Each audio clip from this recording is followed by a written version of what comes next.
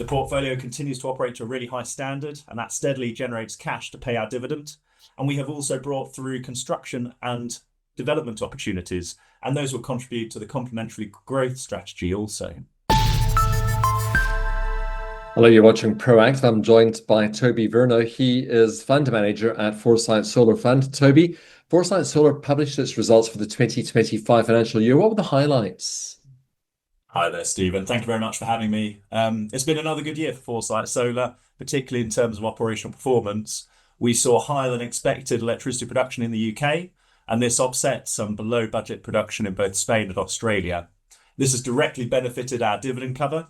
At the start of 2025, we set ourselves a dividend cover target of 1.3 times, and we have hit that target as of the year end, which we're very pleased about.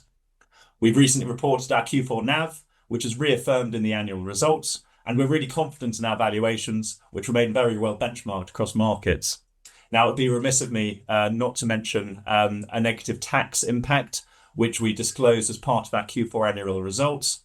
We know that this has been extremely disappointing for our shareholders. What we want to do is to reassure our investors that this issue is now concluded and that there will be no further adjustments to future valuations. Importantly, it is not a threat to dividend cover going forwards. Turning to our balance sheet, this remains really robust, with gearing at 41.2%, and that's substantially below both our investment policy limits and is where we believe is an appropriate level for gearing for funds of this nature. After the year ended, we've been able to capitalise on near-term power price volatility.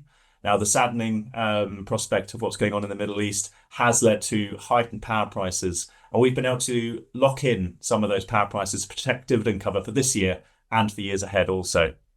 We are extremely confident in delivering on 1.1 times dividend cover target for 2026. Toby, there's been talk about dividend sustainability in the sector. What does that mean for Foresight Solar? Dividend strategy is really in focus at the moment, with a number of changes from our peer group having been proposed or consulted upon. At the current share price, FSFL is yielding close to 13%, and that's on a fully covered basis. Now, the board and the manager, we've considered the appropriateness of our dividend going forwards, and we concluded that for 2026, it was best to maintain the target. We know that cash yield is really important to our investors, and we're committed to maintaining a progressive income strategy, and that's supported by the revenue strategy of the fund. Increasing the dividend now, however, wouldn't be suitable or in our shareholders' long-term interest. Holding the target flat gives us more flexibility to allocate surplus capital, and that includes building dividend cover for future periods. Toby, there were changes to the team in 2025. What can you tell us about that? Yes, Ross Driver, who was previous fund lead, stepped down in November of 2025, and that was to pursue new opportunities. I greatly enjoyed working with Ross, and I learned a huge amount working alongside him for FSFL over the years. And I know that FSFL gained a lot from his experience, and we thank him and wish him all the best for his next ventures. The core Foresight Solar team remains in place, and that's with the continued strong support of Foresight Group as a whole. We are already advanced in the process to appoint a new replacement for Ross, and we're pleased to disclose in the annual report that Will Morgan, a fund manager with over 20 years of experience and extensive expertise in renewable energy, will be joining us in April. We look forward to welcoming him and also to introducing him to our shareholders. So what's next for FSFL? So for Foresight Solar, the business model remains really robust, and we are focused absolutely on continuing to deliver on our investment objectives for our shareholders. The portfolio continues to operate to a really high standard, and that steadily generates cash to pay our dividend. And we have also brought through construction and development opportunities, and those will contribute to the complementary growth strategy also.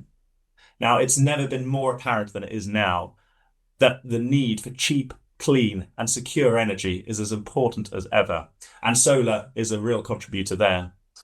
I've already mentioned that we have capitalised on the recent market volatility to build our contracted revenue structure looking forward, and based on year-to-date revenues and forecast contracted revenues for 2026, we are already expected to hit 1 times dividend cover from those contracted revenues alone.